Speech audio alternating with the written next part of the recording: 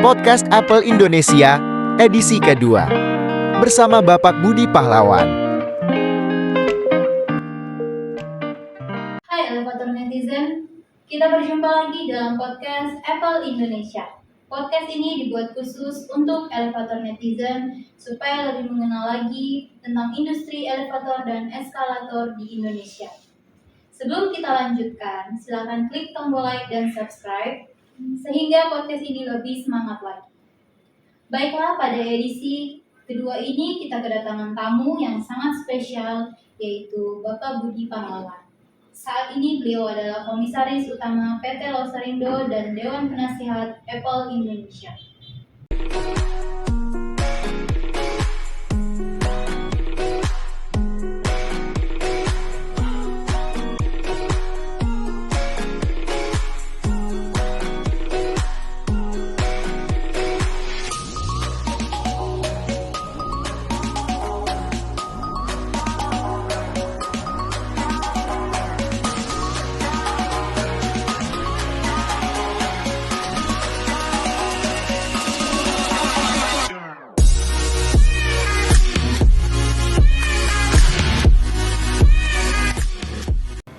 Halo Pak Budi.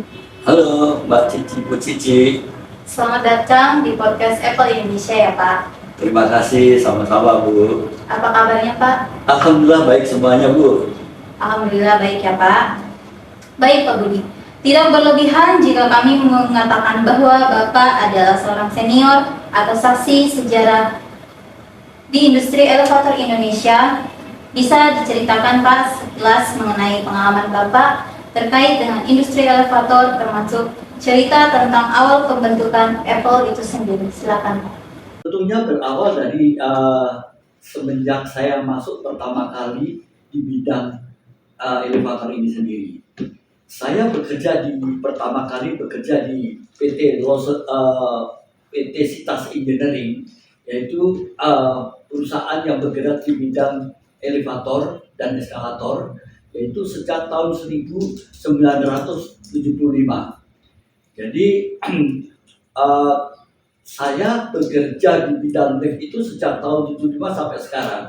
Nah, mungkin artinya sudah 46 tahun saya bekerja di bidang elevator dan eskalator tersebut. Ya. Nah, pada saat tahun 75 saya bekerja di bagian sales, ya, memasarkan lift-lift merek Otis dari PT Sitas Engineering. Pada saat itu namanya PT Sitas Engineering yang mengageni lift merek Otis, yang sekarang perusahaan tersebut beralih nama menjadi PT Sitas Otis.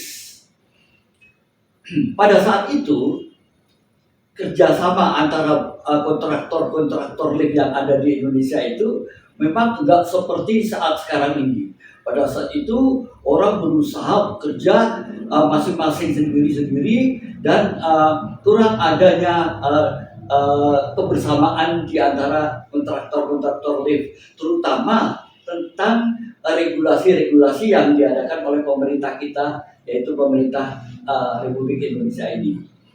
Nah, sejalan dengan itu dirasakan oleh semua kontraktor lift yang ada di Indonesia. Maka saat itulah kebetulan PT Sitas Otis atau PT Sitas Engineering pada saat itu, yang di direktur utama adalah Pak Sarwono Kosasi, mempunyai gagasan bagaimana kalau kita adakan asosiasi di antara kontraktor lift ini sendiri.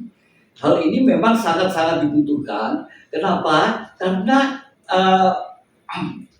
kerjasama antara kontraktor lift dengan pihak pemerintah, terutama tentang regulasi-regulasi yang dilakukan pemerintah, tidak seperti yang saat sekarang ini.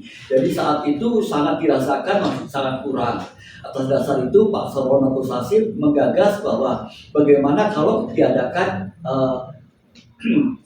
asosiasi Apple itu adalah asosiasi produsen pemborong lift dan eskalator pada saat itu namanya. Nah, pada saat itu juga Pak Sarwono menghimpun semua kontraktor lift yang ada di Indonesia pada saat itu memang tidak terlalu banyak ya, paling sekitar 10 atau lebih sedikit ya pada saat itu. Dan akhirnya disesuaikan kesepakatan bersama, diadakan pemilihan untuk siapa yang akan menjadi ketua asosiasi Apple tersebut. Saat itu disepakati bersama secara aklamasi, yaitu Pak Sarwono Kusasila yang menjadi ketua asosiasi kontraktor lift yang ada di Indonesia tersebut. Nah, Pak Sarwono Kusasi berarti menjadi ketua asosiasi Apple tersebut sejak tahun 1988, sejak pertama kali berdirinya asosiasi tersebut. Nah, Pak Sarwono itu waktu itu sebagai direktur utama PT Sitas Engineering yang mengageni lift merek Otis. Sejalan dengan itu banyak beberapa gagasan-gagasan yang dikeluarkan oleh Pak Sarwono Kusasi, antara lain juga membuat standarisasi yang ada di Indonesia tersebut. Seperti halnya Standar Nasional Indonesia atau SNI, di mana setiap negara biasanya terdapat standarisasi masing-masing tiap negara. Indonesia pun pada saat itu sudah memulai adakan pembuatan standar nasional Indonesia yang dikeluarkan oleh BSN atau Badan Nasional Standarisasi yang ada di Indonesia. Sudah ada 12 standarisasi SNI yang untuk elevator dan eskalator yang ada di Indonesia tersebut. Sejak dimulainya pada saat Pak Sarwono Kusasi sebagai ketua asosiasi tersebut. Pak Sarwono Kusasi menjabat sejak tahun 1988 sampai 1993. Jadi lumayan cukup lama pada saat itu, dan pada tahun 1993 diadakanlah penggantian kepengurusan. Setelah Pak Sarwono dilanjutkan oleh Pak Yono atau Pak Suyono ya, dari Direktur Jaya Teknik Indonesia yang mengageni lift Mitsubishi. Dan selanjutnya kepengurusan diganti pada tahun 1998 oleh Bapak Insinyur Roni Wairantono, di mana Pak Roni itu sebagai direktur dari PT Teknik Umum. Sayangnya memang Pak Roni menjabat cuma 1 tahun, karena pada saat itu PT Teknik Umum melepaskan keagenannya, dan dilanjutkan oleh Pak Adi Sbeno pada tahun 1999 sampai 2009, di mana Pak Adi Sbeno adalah direktur daripada Tosindo yang mengageni lift merek Toshiba dari Jepang. Setelah Pak Hadi menjabat selama 10 tahun pada saat itu, digantikan tahun 2009 oleh saya sendiri, yaitu di Pahlawan ya, dari PT Loserindo Megah Permai yang memproduksi lift merek Loser. Saya lumayan menjabat cukup lama, yaitu sampai 9 tahun saya menjabat sebagai ketua asosiasi, dan ada beberapa yang telah saya laksanakan pada saat itu, antara lain pada saat itu juga pembuatan SNI, SKKNI, serta Permenaker, Peraturan Menteri Tenaga Kerja nomor 6 tahun 2017. Pada saat itu keluar Permenaker tersebut pada saat saya menjabat sebagai ketua asosiasi. Setelah tahun 2018, karena kepengurusan saya sudah mencapai 2 periode, maka diteruskan oleh Pak Alexander Theo dari PT Fuji Elevator, mengageni lift Fuji. Dan Pak Alexander Theo menjabat pada saat tahun 2018 sampai 2023. Setelah Pak Alexander Theo menjabat sebagai ketua asosiasi, dilanjutkan oleh Bapak Nanang Komara. Pak Nanang Komara sendiri dari PT Sinergi yang menjabat sejak tahun 2023 sampai sekarang. Itulah kira-kira sekelumit gambaran sejarah berdirinya Apple hingga saat sekarang. Demikian sejarah singkat daripada Apple sendiri, Apple Indonesia, yang harapan saya di masa depan Apple Indonesia akan menjadi suatu leader ya, atau bahkan merupakan suatu patokan untuk setiap kontraktor yang ada di Indonesia harus sudah menjadi anggota asosiasi elevator dan eskalator ini. Demikian kira-kira Mbak Cici Ya, baik Pak Budi. yang sejarah daripada Apple tersebut. Ya, baik Pak Budi. Sebuah pengalaman yang sangat panjang ya Pak ya. Ya, Nah, Pak Budi, kami juga ingin mengetahui cerita Bapak tentang awal pembentukan PT Lauserindo. Adanya keputusan menggunakan merek elevator sendiri yaitu Lauser, dan juga bukankah pada zaman itu lebih mudah dan risikonya lebih rendah menjadi ATPM atau agen tunggal pemegang merek?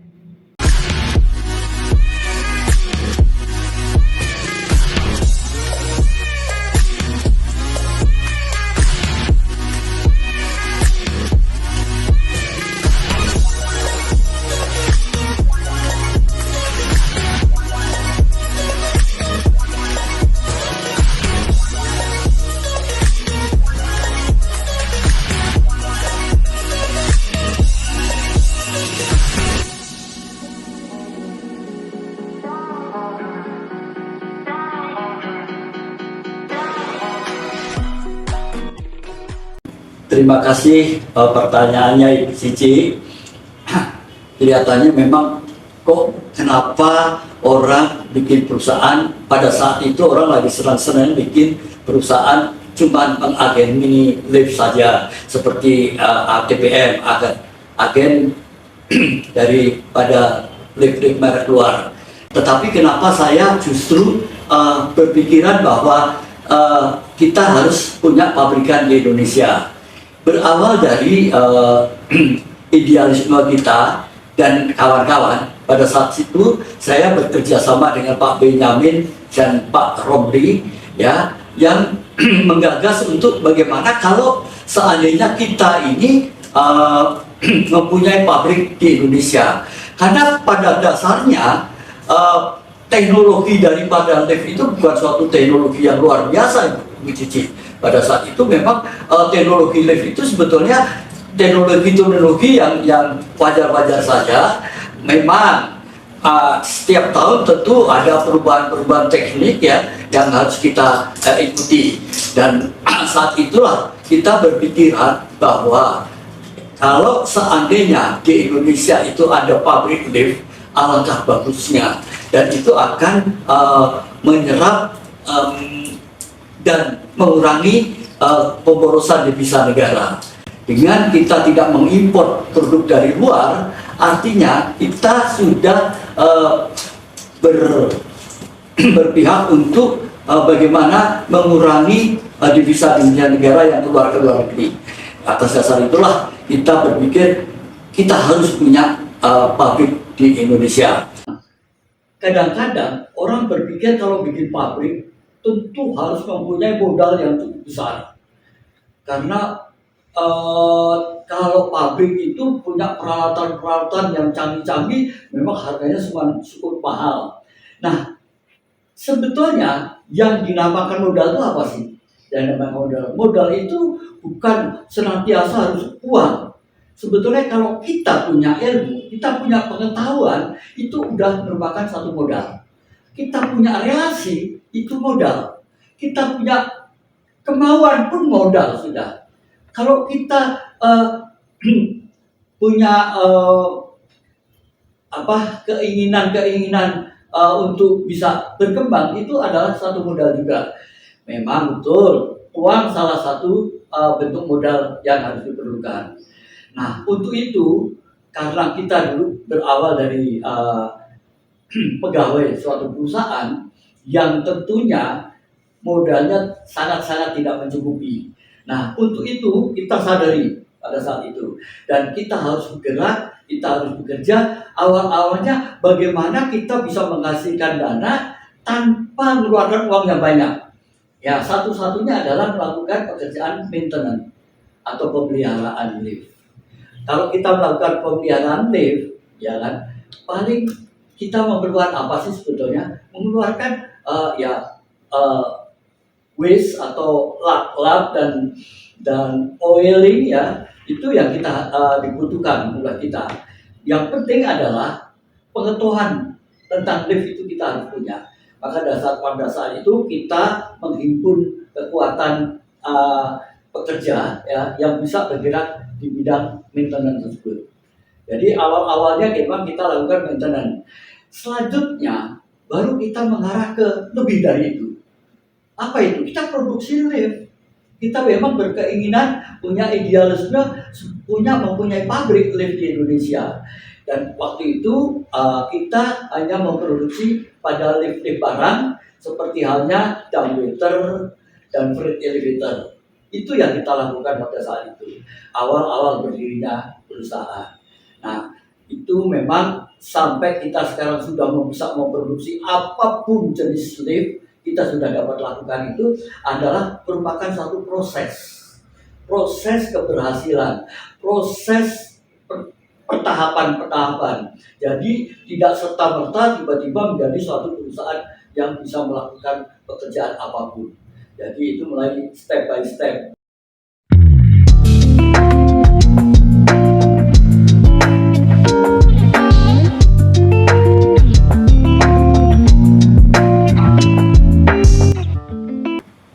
Sangat menginspirasi sekali ya Pak Budi buat kami dan juga buat para elevator netizen. Baik Pak, pertanyaan terakhir ya Pak. Saat ini pengelolaan PT Loksorindo sudah diserahkan kepada generasi kedua. Tentunya ini memerlukan suatu keberanian dan kepercayaan. Tolong diceritakan Pak, bagaimana generasi kedua pendiri perusahaan bersedia menerima estafet kepemimpinan dan apa harapan Bapak kepada mereka? Silakan Pak. Terima kasih Bu Cici, bahwa pemikiran ini sebetulnya sudah kami pikirkan jauh-jauh sebelumnya, dan kira-kira lebih dari 10 tahun yang lalu saya sudah memikirkan bagaimana caranya agar kita bisa melaksanakan regenerasi tersebut. Awalnya memang tidak semudah seperti yang kita pikirkan. Seperti halnya saya mempunyai anak perempuan yang sudah lulus S2 di UI. Saya minta untuk bekerja di Loksorindo Government, ternyata dia pada saat itu tidak bersedia. Nah, saya sangat kecewa pada saat itu. Waduh, kenapa nggak mau bersedia? Padahal saya berharap sekali. Tapi kenapa saya demikian? Karena rupanya anak saya waktu itu menelpon saya, Pak, saya sudah bekerja di salah satu perusahaan milik asing, ya, perusahaan dari Amerika, yaitu 3M, ya, dan saya sudah bekerja di sini, dan kelihatannya enjoy buat saya. Saya saat itu berpikir, ya oke lah, dia harus banyak belajar tentang ilmu mengelola perusahaan. Jadi dia sudah bekerja di perusahaan Amerika tersebut kira-kira hampir 3 tahun pada saat itu. Nah, setelah 3 tahun, saya tanyakan kembali bagaimana dengan tawaran saya untuk pindah ke perusahaan Bapak ini. Dan saat itu masih menolak. Kenapa? Karena waktu itu karir dia semakin menanjak. Semakin kelihatannya semakin bersemangat untuk bekerja di perusahaan Amerika tersebut. Tapi saya tidak mau mengecewakan anak saya. Akhirnya saya, ya sudah, terserah Anda. Alhamdulillah, tiba-tiba anak saya setelah itu datang ke tempat saya dan siap untuk pindah ke Loksorindo Government. Demikian juga anaknya Pak Benyamin, Pak Romli, dia memang sudah bekerja di Loksor lebih dari 12 tahun, sehingga pada saat diminta nanti menggantikan sebagai direksi, mereka langsung siap untuk menjalankannya. Nah, atas dasar itulah regenerasi bisa berjalan dengan baik dan benar. Karena memang pola pemikiran saya adalah bahwa manusia itu bekerja ada batasnya, kekuatannya. Kalau memang usianya lebih dari 70 tahun, ada baiknya memang sudah mengurangi kegiatan-kegiatan yang bersifat memerlukan pemikiran yang keras dan fisik yang cukup bagus. Atas dasar itu, saya memang sudah menyiapkan untuk regenerasi tersebut. Demikian Mbak kira-kira jawaban saya. Terima kasih Pak Budi atas cerita dan pengalaman yang sangat menarik dan juga sangat berharga tersebut. Semoga bermanfaat buat elevator netizen.